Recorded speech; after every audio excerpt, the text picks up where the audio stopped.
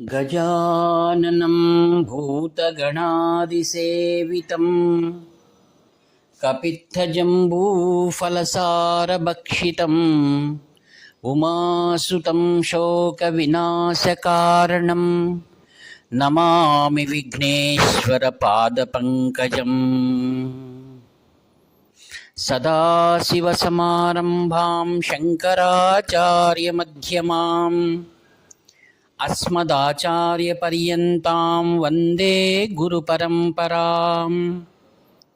अपारकरुणासिन्धुं ज्ञानदं शान्तरूपिणं श्रीचन्द्रशेखरगुरुं प्रणतोऽस्मि मुदान्वहम्।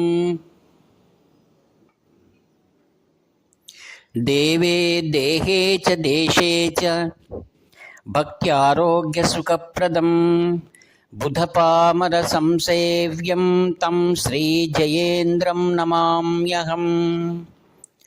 नमामः शङ्करान् वाक्यविजयेन्द्रसरस्वतीं श्रीगुरुं शिष्टमार्गानुनेतारं सन्मतिप्रदं श्रीसत्यचन्द्रशेखरेन्द्रसरस्वतीस्वामिने नमः।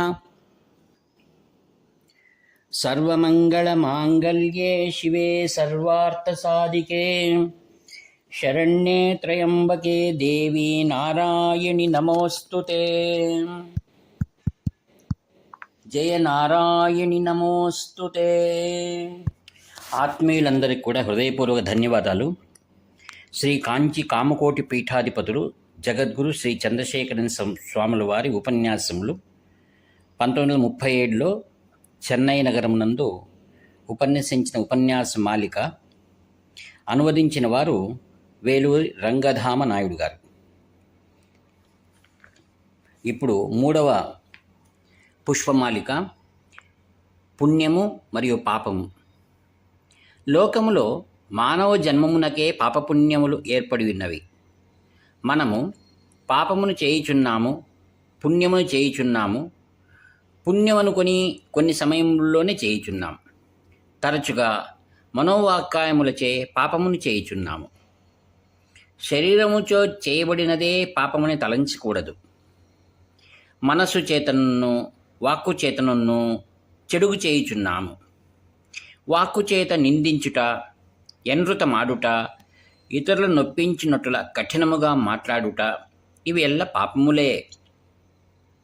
ఈ విధముగా ఎల్లను చేయుచున్నప్పటికీ నిరంతరము పుణ్యమునే చేయవలెనని శాస్త్రము చెప్పుచున్నది. మనమును అవిధముగానే నిశ్చయించుచున్నాము. తాను పాపము చేయ ఇష్టపడినట్ల కోటి జనుల్లో ఒక్కడైనను చెప్పనేరడు. సత్యముగా నడుచుకొని పరమాత్మని అనుగ్రహం పొందుటకే ప్రతివాడును యాసపడుచున్నాడు. నరకమునకు పోవడకుడున్నూ ఇష్టపడదు. అయితే నడవడి వేరు విధముగా ఉన్నది. పాపమును ప్రబలముగాను పుణ్యమును అల్పముగాను చేయుచున్నాము. మన జన్మములో పాపముచే ఎంతకాలము, పుణ్యముచే ఎంతకాలము ఉరయపుచ్చినామని చూడగా, మొదటిది పర్వతాకారం వలెను, వెనకది యావగింజ ప్రమాణం పగదియే ఉండును. ఏ దేశమందునో ఏ జాతియందునో ఇటులనే ఉన్నది. ప్రపంచమందెల్లను ఇటులనే ఉన్నది. కనుకనే ఎచ్చటన్ను వ్యవహారములున్ను న్యాయస్థానములున్ను ఎపరిమితగా నున్నవి. ఎల్లరున్నూ సత్యముగా నడిచిన ఎడల వ్యవహారమే ఉండదు. మనుజులలో చెడు తలంపులున్ను చేష్టలున్ను ఎధికముగా ఉంటును కోర్టుల యొక్క సంఖ్య చూపించున్నది. ఇటువంటి వ్యవహారములను తీర్చుటకు ప్రభుత్వం వారు విశేష ధనము గ్రహించుచున్నారు. ప్రతివాదికి తన బాధ్యతను విడనాడిన ఎడల ఎంత నష్టము కలుగునో దానికన్నా ఎదికముగా కోర్టు సెలవై తీరుతున్నది. పూర్వము ఇటుల లేదు. అక్రమములు పెరుగుచుండబట్టి కోర్టులను ఎదికమైపోవుచున్నవి. పూర్వము తప్పు చేసిన వారే లేరని నేను చెప్పుటలేదు. తప్పు చేయువారు ఎల్లకాలముందును కలరు. ఇప్పుడు అధికముగా ఉన్నారు. ఇష్టి నడవడి ఉన్నను ఆశ మాత్రము పుణ్యమందే ఉన్నది. పాపము చే ఒక్కరున్నూ ఆశపడకుండినను నడువడి ఆ క్రమముననే ఉన్నది. మంచి కార్యములు లోభించి ఉన్నవి. పూర్వము ఆలయములను కట్టినారు. ఈ ఎరుగే ఒక పుణ్యం. ఎవరైనా విశ్రమించుటకు ఈ ఎరుగే ఆధారముగానున్నది. బంగళా కట్టి ద్వారం బంధించినడలా నూతనముగా వచ్చిన వాడు పరుండుటకు స్థలము దొరకనేరదు. మన యొక్క శిల్పశాస్త్రమందే ఎనగా గృహములు కట్టుట, ఆలయములు నిర్మించి సిద్ధాంతములు వివరించి శాస్త్రము పుణ్యమును ఉద్దేశించి విధులు చెప్పబడి ఉన్నవి. అరుగు, అంగణము, వసారా మొదలైనవి అనేకమైన ఉత్తమ కార్యములను ఉద్దేశించి చెప్పబడినవి. వచ్చిన వారికి ఎరుగు తావున ఒక కలదు. అశుచి గలవాడు అంగణమునందుండును. లజ్జను అవలంబించు స్త్రీలు వేరుగా నుండా వారికి ప్రత్యేక గది ఉండవలెను. పాశ్చాత్యులకు లజ్జ, అశుచి మొదలైనవి లేవు. వారిలో ఒక్కొక్కడును ప్రత్యేకముగా ధర్మము చేయుటనూ లేదు. అనేకులు చేరి చందా వేసి ఎద్దుల శాల మొదలైనవి పెట్టుదురు. వారి వంతు బంగళా కట్టినడలా యశౌచము లేదు, అశుచిన్ని లేదు. అట్టి సమయమందు ధర్మము సాధ్యము కాదు. పదుగురు కూడి భుజించుటకు బంగళా ఎందు వసతి లేదు. నలుగురు మేజాపై భుజించుటకే వారి యొక్క శిల్పం ఉద్దేశించినది. నవీన ఏర్పాటులో మన యొక్క అనుష్ఠానమునకు హాని కలుగుచున్నది. బంగళా కట్టినడల మొట్టమొదట అరుగు మాయమగుచున్నది. అరుగు ఎల్లరకున్నూ అనుకూలమైనది. మొదట పరులకు ఏర్పరిచి ఆవల మనము వెరుక్కొనవలెను. మన ఆచారములలో ఎల్ల ఇట్టి ఉద్దేశమే ఇండుట చూడనవును. భుజించుటకు పూర్వము కాకమునకు అన్నము పెట్టుచున్నాము, శునకమునకు వేయుచున్నాము.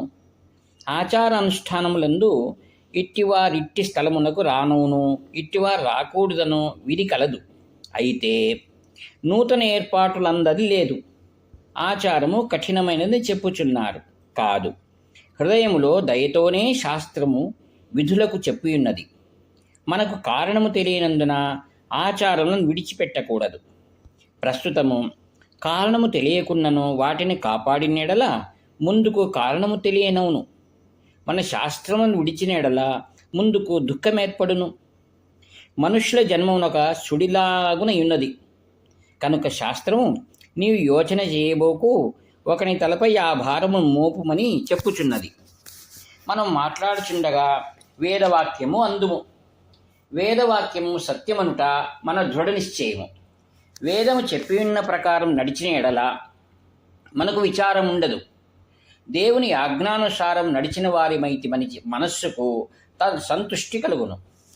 మన బుద్ధితో చేయుటకు మనము బృహస్పతి కాజాలము.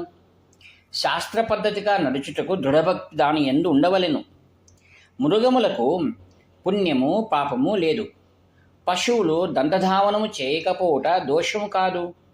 మన బాలుడు పండ్లు తోమను అని ఎడల పిచ్చివాడు అందుము. బుద్ధిగల మనుష్యునికే పాపమును పుణ్యమును గలదు. పశువు యొక్కనను పొడిచి చంపిన ఎడల దానికి పాపము లేదు. మనుష్యుడు చంపిన ఎడల పాపము కలదు. భక్తి ఉన్నట్లయితే పాపము పుణ్యము నంటనేరదు. దృఢభక్తి పొందు పర్యంతమే పుణ్య పాప వ్యత్యాసము గలదు. భక్తి నిశ్చలమును పొందినట్లయినా ఆశ ఉండదు. అట్టి భక్తి శాస్త్రములలో కలిగించవలెను. శబరి ఒక కిరాత స్త్రీ. శ్రీరాములు వారికి మంచి ఫలమును ఇవ్వవలెనని భక్తితో రుచి చూచి మధురముగానున్నవి ఎల్లను వారికి గాను సేకరించినది. కన్నప్పరు స్వామి శిరముపై నోటిలో నించిన జలము ఉమిసినారు. మాంసం అని నివేదనము చేసిరి. ధరించిన పాదరక్షలతో పాదమును ముఖమందు కంటి సమీపమున గురుతుగా నుంచుకొనిరి. మనం ఆ విధముగా చేయనవునా? ఎంగిలి ఫలమును మనము నివేదనము చేయనవునా? స్వామి శిరస్సున మనము ఎంగిలి ఉమియనవునా? భక్తి విశేషముచే చెడ్డదను తలంపు వారి యొక్క చిత్తమును తోచదాయను. భక్తి వృద్ధి అయిన ఎడల చెడుగు చేయ నిష్టం ఉండనేరదు. ఎందుకు చెడ్డ కార్యము చేయుచున్నాము? ఆశయనున్నదే కారణము.